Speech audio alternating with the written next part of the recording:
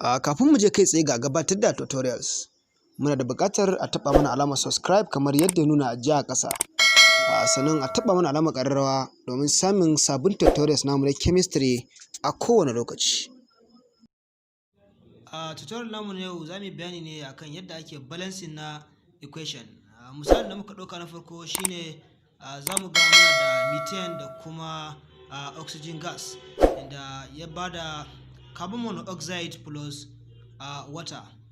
Abin da ake nufi a balancing equation ana nufin duk abin da yake reactant side ana so ya zama ya daidai da product side.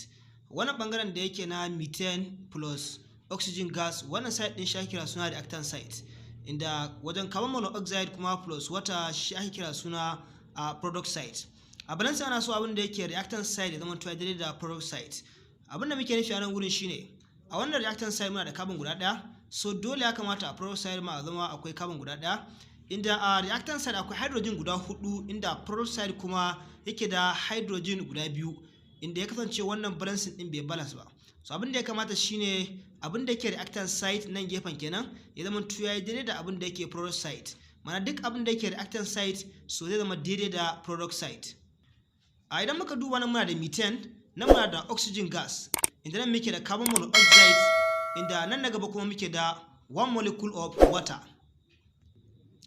Abin da zamu yi na gaba na wurin shine za mu duba kowane element mu tabbatar da cewa ya daidai da abin da yake reactant da kuma product. A nan gefen muna da carbon guda ɗaya, inda a product side ma muke da carbon guda ɗaya, inda carbon ya kasance ya riga da ya balance. Ma'ana duk abin da yake da carbon da yake reactant side guda ɗaya ne, a product side ma kuma guda ɗaya ne, wanda carbon ya riga da ya yi balance. Idan muka duba hydrogen kuma, a reactant side muna da hydrogen guda 4, inda product side kuma muke da hydrogen guda 2, inda ya kasance balancing na hydrogen bai balance ba. Inda still muke da oxygen gas a reactant side, inda product side kuma muke da oxygen guda ɗaya, inda ya kasance nan oxygen guda 2 ne, a nan kuma oxygen guda ɗaya, nan side ɗin ma guda 2, nan ma oxygen za mu iya cewa shi ma riga da ya yi balancing. Abin da rage bai balance ba nan wurin shine muna da hydrogen ne bai balance ba. A product side akwai hydrogen guda 2, inda a reactant side kuma hydrogen muke da guda 4. Abin da za mu yi mu daidaita hydrogen a nan gurin shine, tun da nan gurin hydrogen namu guda 4 ne a nan, inda nan muke da guda 2, za mu iya dawowa bayan nan wajen, ma'ana a bayan wannan hydrogen din za mu ƙara 2 kamar haka. Idan muka saka 2 zai kasance wannan 2 din kuma ta riga da ta yi affecting, ma'ana wannan 2 din za ta yi ta missing da hydrogen, the same thing wannan 2 din kuma za ta yi ta missing da wannan oxygen din.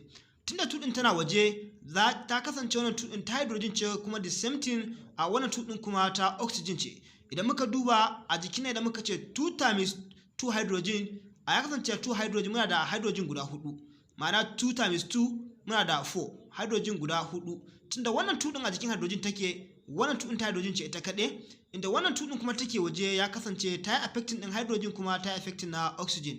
So a nan gurin da farko idan muka ce wannan 2 din za ta yi ta missing da hydrogen, sannan 2 din kuma za ta dawo za ta sake ta missing da wannan oxygen din.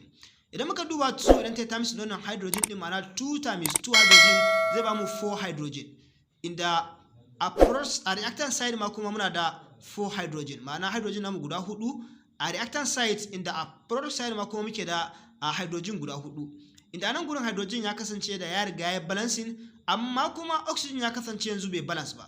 Inda a reactant side oxygen guda 2 ne, yanzu kuma oxygen ya kasance guda 3 ne. Nan ga oxygen guda ɗaya, a nan gurin kuma 2 times 1 oxygen muna da 2 oxygen, ga kuma oxygen guda ɗaya nan ya zama oxygen guda 3 a product side, inda a reactant side kuma muke da oxygen guda 2, inda ya zama to kenan a oxygen yanzu anan bai balance ba. To yanzu anan ta za mu samu mu gyara oxygen ya kasance ya yi balancing, kamar yadda carbon ya yi balance, tunda carbon ɗaya a reactant side, carbon ɗaya a product side. Hydrogen 4 a reactant side, inda hydrogen 4 a product side, ma'ana 2 times 2 4. So yanzu abin da ya rage mana nan gurin shine oxygen. Oxygen nan muna da guda 2 a reactant side, inda product side kuma muke da oxygen guda 3, inda ga ɗaya nan kuma 2 times 1 is 2, then 2 plus 1 oxygen ya zama oxygen guda 3. Yadda za mu kasance oxygen ya yi balancing anan shine, za mu ƙara 2 a jikin wannan oxygen din, za mu sa 2 a ƙasa kamar haka, maimakon carbon monoxide yanzu ya dawo carbon dioxide. Yanzu anan muna da oxygen guda 2, the same thing nan ma muna da oxygen guda 2, idan muka ce 2 times 1 oxygen muna da oxygen guda biyu, inda anan ma muna da oxygen guda biyu, then 2 plus 2 zai kasance oxygen muna da guda 4 a product side, inda a reactant side muke da oxygen guda biyu. So oxygen a nan reactant side shi ma za mu dawo, za mu sake sa 2 a nan wurin kamar haka. Idan muka saka 2 a nan a bayan wannan oxygen din, shi ma idan muka ce 2 times 2 a nan gurin oxygen ya zama 4. A reactant side muna da oxygen guda 4. Idan muka da product side, idan muka ce nan daga 2 oxygen, the same thing nan 2 times 1 oxygen muna da 2, ga 2 ya zama 4. Dan muna da oxygen guda 4 a product side, inda muke da oxygen guda 4 a reactant side, 2 times 2 zai bamu 4. A kamar yadda muke gani zamu ga wannan balance ya riga da yayi balancing, ma'ana kamar da muka faɗa abin da yake reactant side ya zama daidai da abin da yake product side. A reactant side muna da carbon guda ɗaya ga carbon guda ɗaya, inda a product side muke da carbon guda ɗaya, nan ma ga carbon guda ɗaya. Inda a reactant side muke da hydrogen guda 4 ga shi hydrogen guda 4, inda a product side ma muke da hydrogen guda 4, 2 times 2 4, nan ma muke da hydrogen guda 4.